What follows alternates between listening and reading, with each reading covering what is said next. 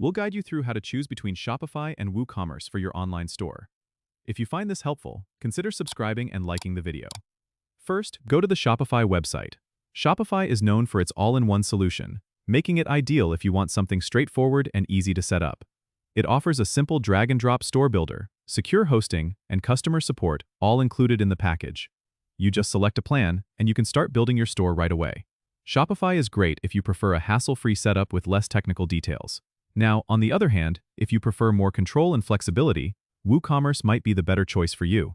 First, go to the WordPress website, since WooCommerce is a plugin for WordPress. You need to install WordPress, then add the WooCommerce plugin. It's free to use, but you need to consider hosting, security, and other extensions that you might want to add. WooCommerce is highly customizable because it's open source, which is perfect if you're tech-savvy or if you have specific needs for your store. One thing to consider is your budget and technical skill level. Shopify tends to be more expensive because of its monthly subscription and additional transaction fees, but it saves you time with its integrated features. WooCommerce can be more budget-friendly if you don't mind managing the technical aspects yourself, but you might incur costs with additional plugins or themes.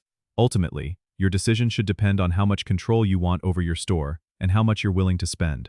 Shopify is excellent for users who want ease of use, while WooCommerce is better for those who want flexibility. Don't forget to subscribe and comment if this helped you out.